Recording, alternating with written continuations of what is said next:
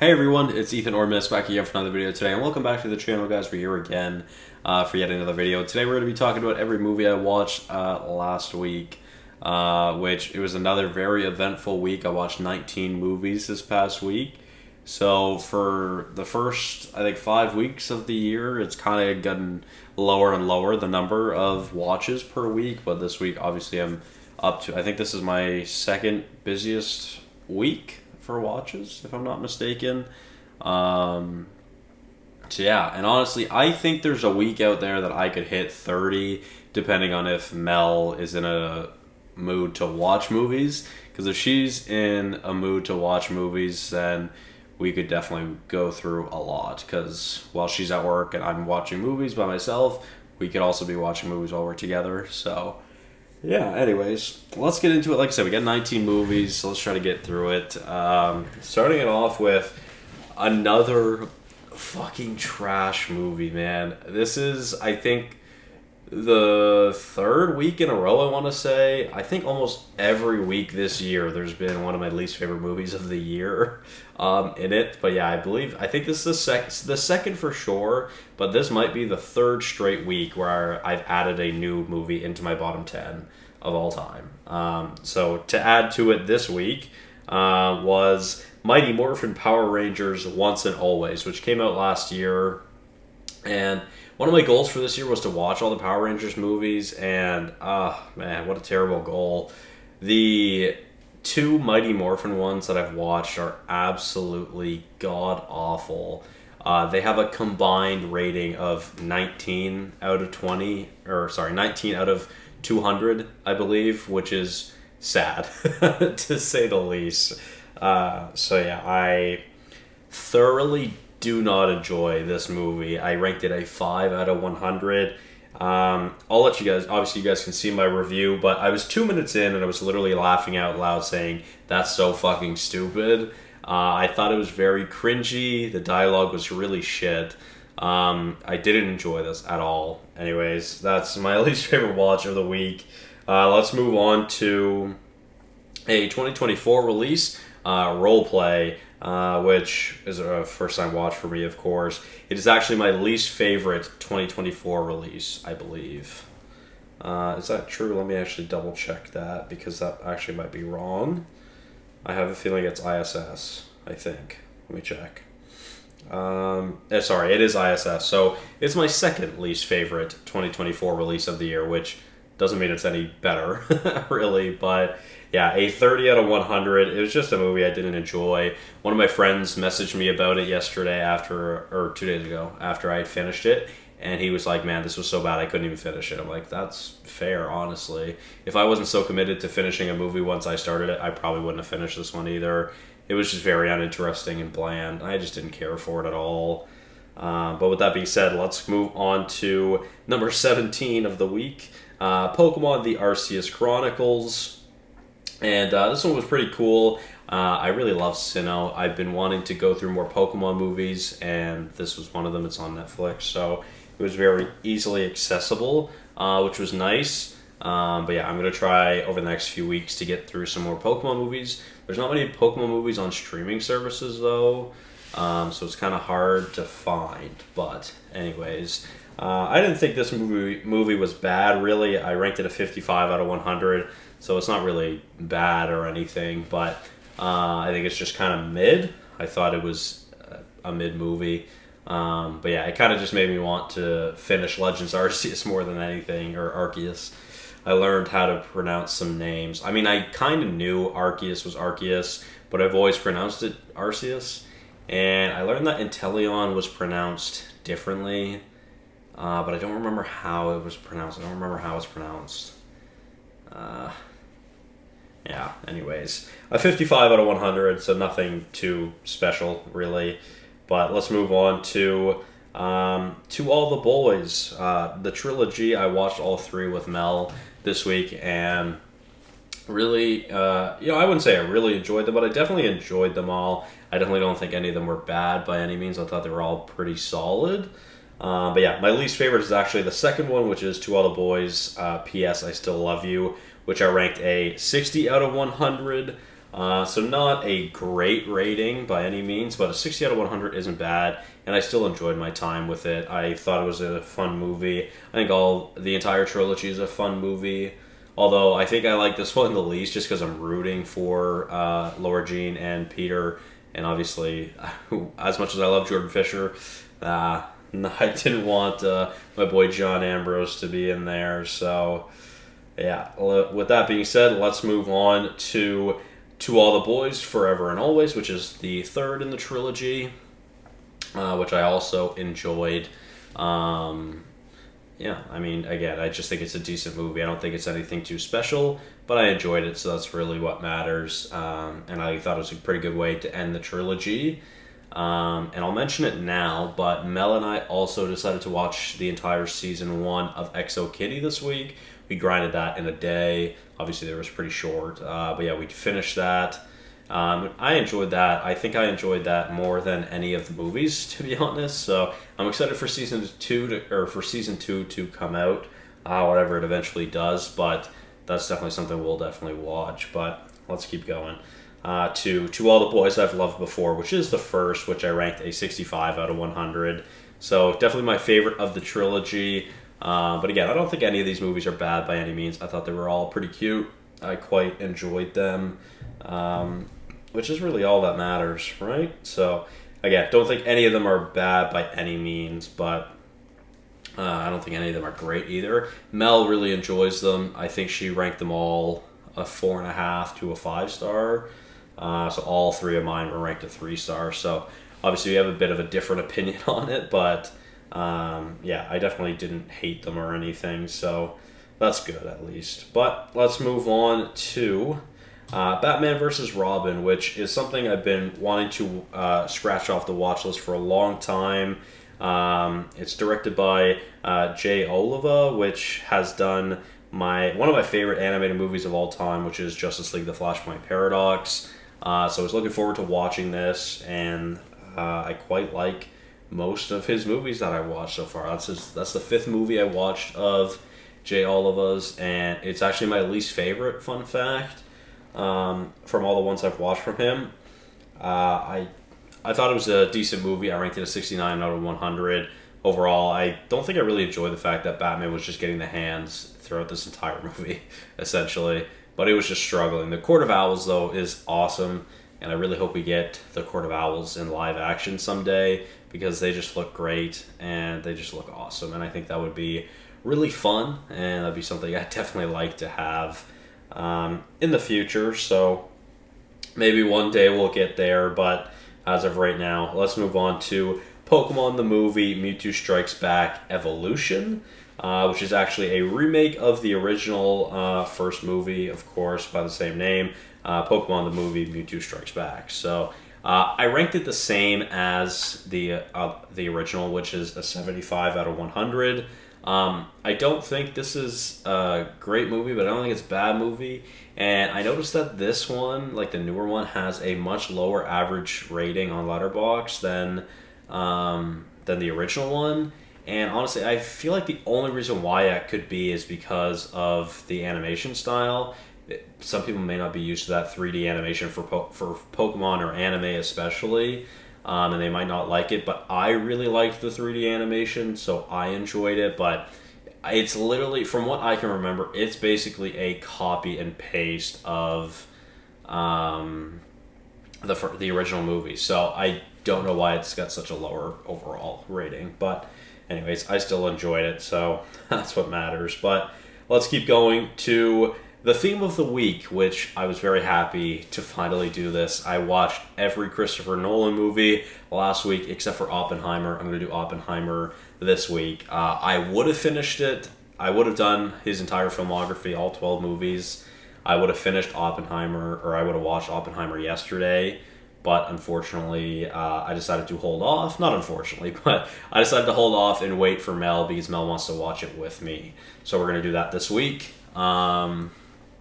Yeah, I'm excited to do that. But yeah, my least favorite Christopher Nolan movie and my lowest rated Christopher Nolan movie is Following, which I ranked a 77 out of 100.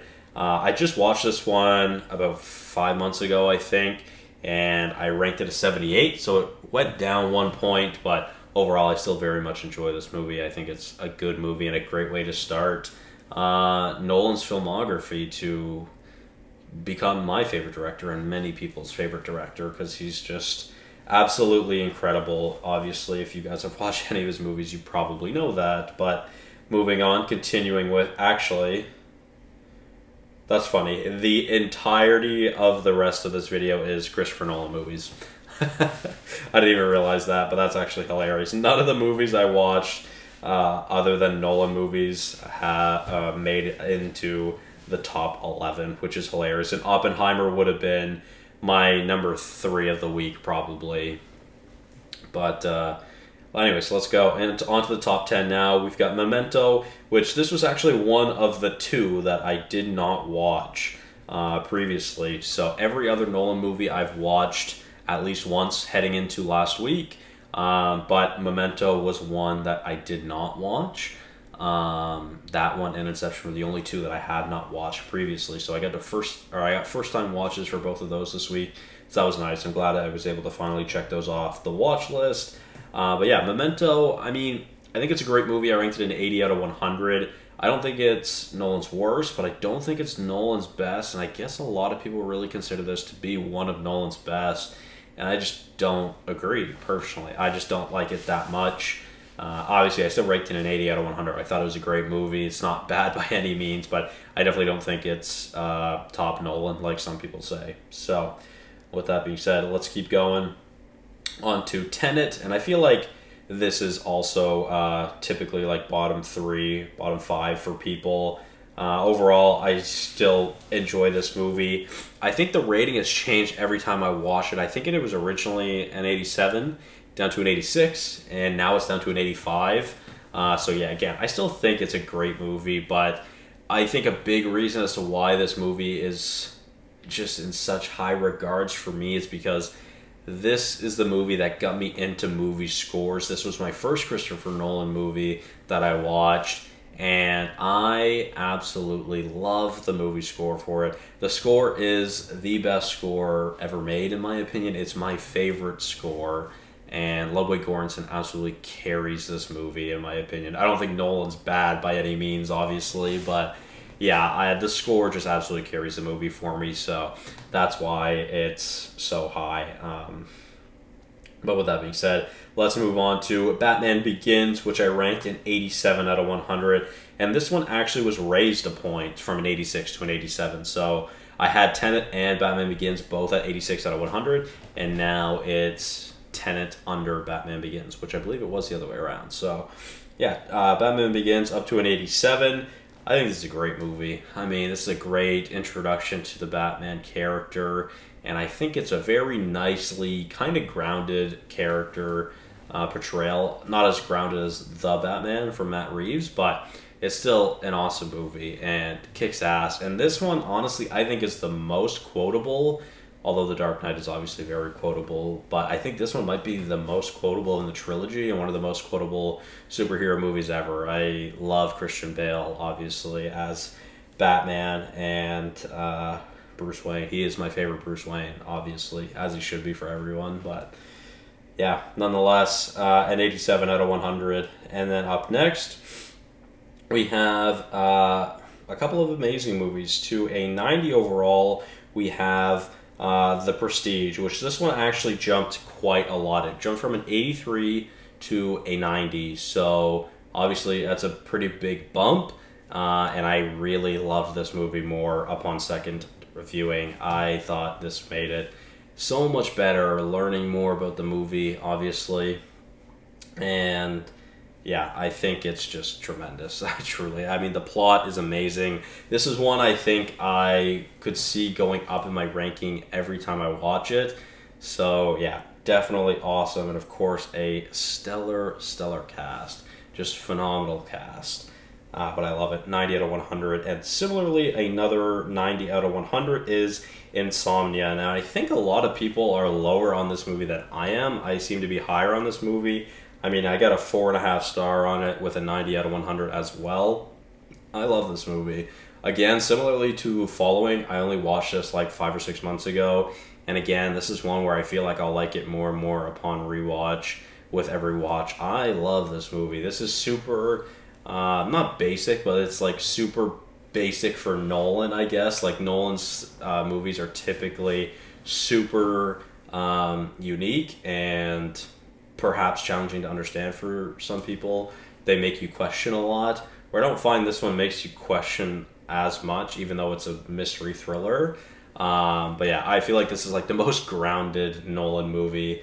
I feel like this would be a good way for people to start to get into Nolan because it's not as drastic of a time jump movie. But anyways, this movie's great. It's amazing. I love it. 90 out of 100. It was raised from an 89 to a 90 out of 100. So still love it no matter what.